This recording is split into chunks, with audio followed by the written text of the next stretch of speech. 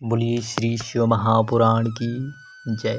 बोलिए भगवान श्री विघ्न हरता की जय। आज आप सभी वह शिव प्रेमी शंखचूड़ के राज्य की प्रशंसा की कथा को श्रवण करेंगे, जो कि पीछे के अध्याय में आप सभी ने श्रवण किया कि शंखचूड़ का विवाह आदि का प्रसंग। आज आगे के प्रसंग में सनत कुमार बोले, जब इस प्रकार विवाह कर शंखचूड़ घर आया और तपस्या करवा वर पाया तो वह दानवों में उसकी बड़ी प्रशंसा हुई। तब कुलगुरु शुक्राचार्य जी ने आकर शिष्य को श्रेष्ठ आशीर्वाद दिया। फिर देवताओं और असुरों का स्वाभाविक वैर वर्णन कर उनका एक संक्षिप्त इतिहास कहा। तब शुक्राचार्य जी ने शंखचूड़ को असुराधिपत्य पद पर अभिषिक्त किया, अर्थात उन्हें असुराधिपति का पद उन्हें प्रदान किया। तब बड़ा उत्सव हुआ। दंभ पुत्र ने बड़ी शोभा पाई। फिर वह दैत्यों और दानवों की बृहत सेना ले इंद्रपुरी को विजय प्राप्त करने गया। उस समय दैत्यों से सेवित उस दानवेंद्र की वह ऐसी शोभा हुई जैसे तारों के बीच चंद्रमा की होती है। तब शंख को युद्ध में आया हुआ सुनकर देवताओं की सेना ने राजा इंद्र उससे युद्ध करने लगे। देवताओं और असुरों का बड़ा भयंकर संग्राम हुआ। वीरों को आनंद और नपुंसकों को भय हुआ। बलि देवताओं में असुर पराजित हो भाग चले। दैत्यों के पलायन से दैत्यराज ने क्रुद्ध हो देवताओं से विकट संग्राम किया। उसके बढ़े हुए वेग से देवसेना भाग गई। उन्होंने गुफाओं और कंदराओं की शरण ले महाप्रतापी दंभ पुत्र ने सब लोगों को जीत कर देवताओं का अधिकार हरण कर लिया। त्रिलोक उसके वश में हो गया। वह यज्ञ का भाग स्वयं इंद्र को सारे जगत का शासन करने लगा। सूर्य, चंद्रमा, अग्नि, कुबेर, यम और वायु सहित सब देवता उसके वशवर्ती हो गए। महादेव, दानव, असुर, राक्षस, गंधर्व, नाग, किन्नर तथा मनुष्यों पर शासन करने लगा।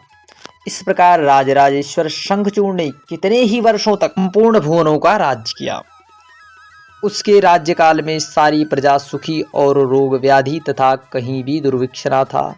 बिना जोते ही पृथ्वी अनेक प्रकार के धान्य उत्पन्न करती थी। अनेक औषधियां सफल और रस वाली उत्पन्न होती। खानों में मणि और सागरों में रत्न निकलते। वृक्षों में सदा सर्वदा ही फल फूल लगे रहते। नदियों में सुंदर जल बहा करता था। देवताओं के बिना ही सारे जीव सुखी और विकार रहित रहते थे तथा चारों वर्ण और चार आश्रम अपने अपने धर्म करते थे। किसी को दुख ना था, केवल बंधु बैर के कारण देवताओं को।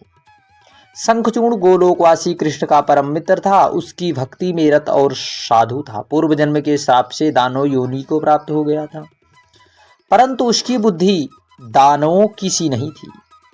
उधर राज्य हरण से पराजित देवता ऋषि को साथ ले ब्रह्मा जी की सभा में जा पहुंचे और अपना संपूर्ण वृतांत जो था उन्होंने बताया कि किस प्रकार ने शंखचूड़ ने हम पर युद्ध किया और हमें पराजित कर दिया। तब ब्रह्मा जी ने उन्हें साथ लेकर सब श्री हरि नारायण विष्णु के धाम को जा पहुंचे। वहां सबने मिलकर शंख चक्र गदा पद्म पीतांबरधारी सरंदन शनकादिक सिद्धों से सेवित किरीट कुंडल वनमालाधारी लक्ष्मीपति भगवान विष्णु को प्रणाम किया और उनकी स्तुति की और रोते हुए अपना सारा दुख कह सुनाया। उसे सुनकर भगवान विष्णु ब्रह्मा जी से बोले, कहिए आप किस लिए आए हो? आपको क्या कष्ट हो गया है? आप शीघ्र अति शीघ्र मुझसे कहिए। तब ब्रह्मा जी ने बारंबार प्रणाम कर हाथ जोड़ और सिर नवाकर देवताओं का वह सारा दुख जो शंखचूड़ ने उन्हें दे रखा था उसका वर्णन कर दिया। तब परमात्मा भगवान विष्णु ने हंसकर विधाता से कहा कि मैं शंखचूड़ के सब वृतांतों को जानता हूँ। वह पूर्व काल में ही मेरा बड़ा परम भक्त था, परंतु आप लोग व्याकुल ना होइए, मैं इस संबंध में शिव जी से परामर्श करता हूँ। तब देवताओं सहित ब्रह्मा जी से ऐसा कहकर विष्णु जी ने उन्हें साथ ले शिवलोक की ओर गमन किया। वहां जाकर उन्होंने सर्वेश भक्तवत्सल भगवान शंकर जी की बड़ी आराधना की। तब सनत कुमार जी बोले, हे व्यास जी, इस प्रकार ब्रह्मादिकों को साथ ले भगवान श्री हरि और ब्रह्मादिक देवता भगवान शिव की शिवलोक में पहुंचे तो उनके पार्षद ने उन्हें अंदर जाने से रोक दिया, परंतु जब अपना सारा सब प्रकार हेतु प्रकट कर उन्होंने अधीनता की ओर प्रथम द्वार का प्रवेश किया। तब विष्णु जी सबको साथ लिए शिव जी के प्रथम द्वार में घुसे, परंतु शिव जी वहां न थे। तब उन्होंने आगे बढ़कर दूसरे द्वार में प्रवेश किया, दूसरे से तीसरे एवं चौथे, इस प्रकार उन्होंने रत्न जड़ित शिव जी के 15 द्वारों को पार किया। इसके पश्चात उन्होंने क्या देखा कि शिव जी की सभा लगी थी और समस्त गण उनके चारों ओर से घिरे हुए थे। उनके विचित्र ठाठबाद थे, उनकी दिव्य शोभा थी, अद्भुत रत्नमयी छटा। उनके मध्य में पंचमुख त्रिनेत्र शंकर बैठे थे, जिनका गौर वर्ण शरीर बड़ा ही धृतिमान था, जो त्रिशूल आदि धारण किए भस्म और रुद्राक्ष से शोभित थे। उनके शरीर पर श्वेत वर्ण और गले में रत्नों के हार और भी शोभायमान थे। उनके ही समान उनके सभी पार्षद थे, और जैसे ही उनके 10 हाथ हैं वैसे ही पार्षदों के भी 5-5 मुख और 10-10 हाथ हैं। तब पार्वती सहित भगवान शंकर जी को इस प्रकार उस सभा में रत्न सिंहासन पर विराजमान देख विष्णु जी को बड़ी प्रसन्नता। वे शिव जी की सभा में जा वहां होने वाले सुंदर नृत्य और गीत को जैसे सब सुन रहे थे सुनने लगे। फिर अवसर पाते ही उन्होंने देवाधिदेव भगवान शिव की स्तुति की और कहा, हे प्रभु, हम सभी देवता आपकी शरण में हैं। हम दुखियों की रक्षा कीजिए, हम शंखचूर्ण के तरस से बड़े व्याकुल हैं।